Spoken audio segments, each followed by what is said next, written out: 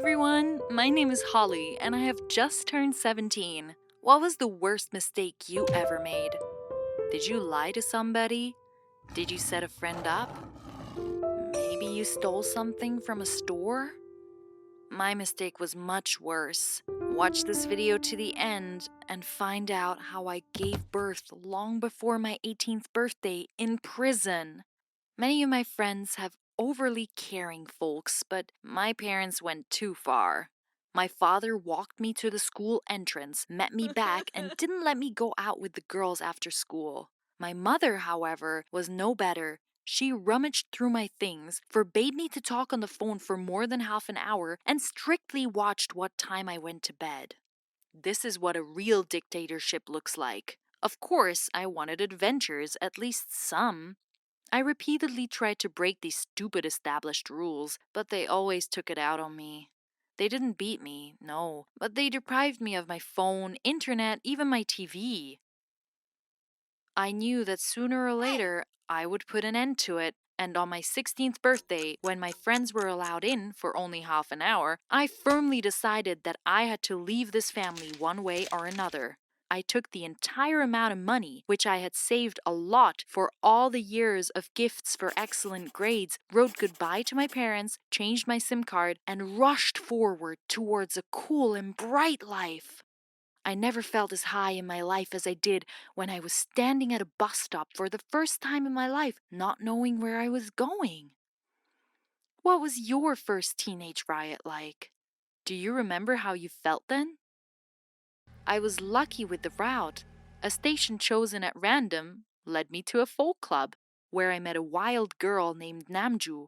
She was looking for a friend to rent a room with her in a funky skyscraper with access to the park, and I'm like, hey, you found her! Everything went well.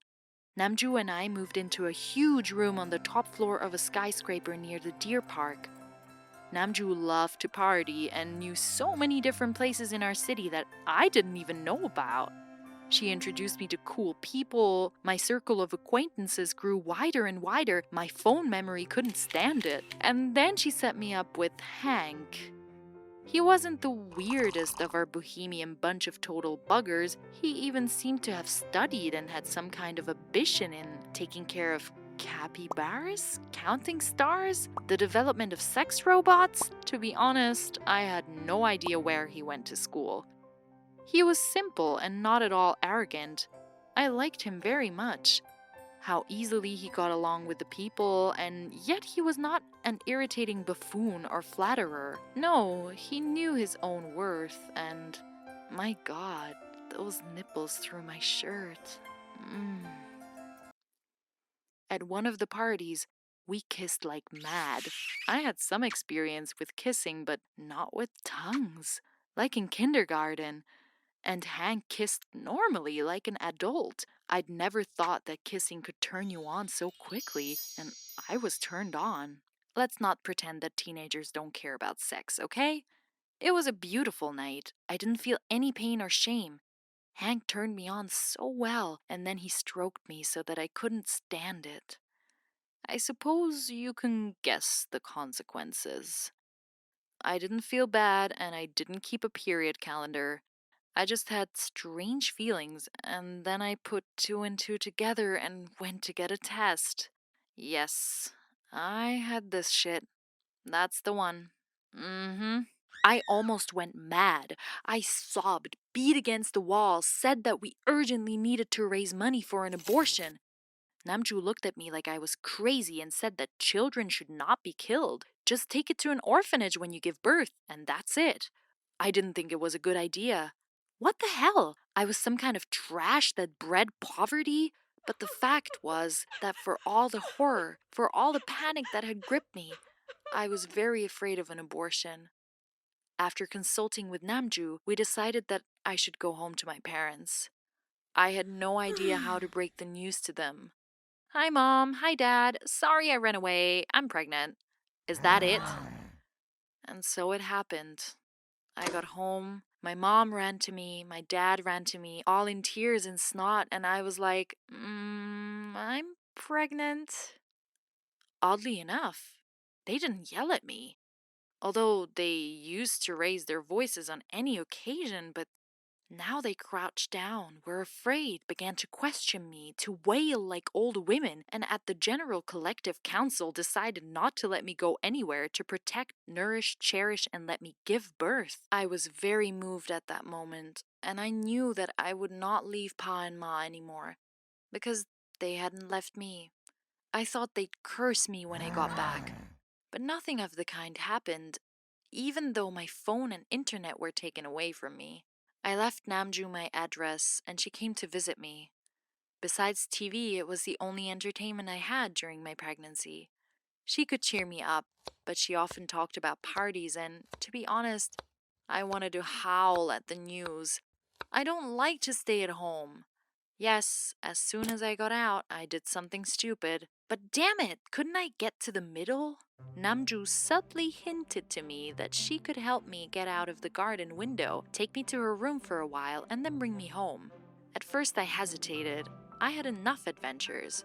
But then, tell me, did you break your promise to your parents? Only honestly? So I decided that I could afford to drink soda at a party and nothing would happen to me. Namju really helped me out of the garden window in the evening, and then she took me by taxi to the park. I almost cried with joy. God, how I missed it all. Hank's presence was a little dampening, but I didn't care anymore. All the more reason I was going to give up on the baby. I, of course, didn't drink a drop. Even though I didn't want my child, I was not some bitch who would poison him. I just took a glass of Coke and the police came to us. At first, we didn't understand what had happened. Namju tried to talk with them, saying that we had a pregnant woman in the company. She was silenced by the fact that she was supplying alcohol to minors, including a pregnant woman. I just didn't know what to say or how to react to it. I begged not to take me, but no one listened to me. They put me in a separate cell, and I started calling my parents. Good luck to them, I thought, because my parents turned off the sound at night. And then I realized that I needed luck because it meant that no one would take me. I started crying, and Namju shoved me a sweater and I sat on it in the corner. All of a sudden, I felt bad. Very bad. Not like when you're sick after a party, but like it started. The kids were shouting from their cells, asking questions. I couldn't stand it and shouted out loud. I couldn't stand the pain. Everyone around me started running, yelling, calling for the doctor, calling for the guard, calling for help. Finally, the doctor on duty came running. I was no longer able to get to the hospital, and I had to deliver a baby on the spot. The baby was stuck. It couldn't be turned the right way, and I could feel it in every cell of my skin. I was given painkillers, but I was in too much pain to be fully affected by them. But I survived. How? I don't understand. When the baby was taken out of me, I was exhausted and broken. Namju told me that I seemed to say at that moment, "That's it, I'm going to sleep," and then fell into a dream. I'm willing to believe it because I don't remember anything about that moment at all. I woke up in the hospital. My parents came to see me. The police, the guardianship authorities, in general, almost the entire population of the earth crowded into my small room. They asked me, "Holly, you're going to raise your child, aren't you? Or do you want to give him away? What will be your next decision?" And I don't know what to say. I was led to a transport box where a baby was wrapped in a bottoms bodysuit and sliders. I was not moved by this picture. I just wondered what he was like. I tried to imagine myself with this baby, dragging a stroller, not sleeping at night because of the baby's screams, and I, oddly enough, succeeded. Yes, I quite saw myself in this role.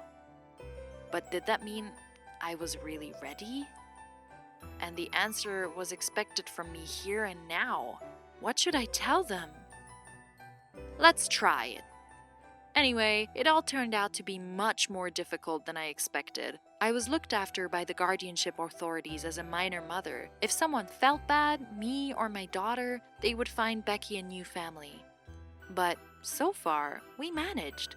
And you know, I'm not looking for new adventures yet. What do you say? Subscribe to our channel and like the video so that other viewers will see it. and let only pleasant surprises happen to you.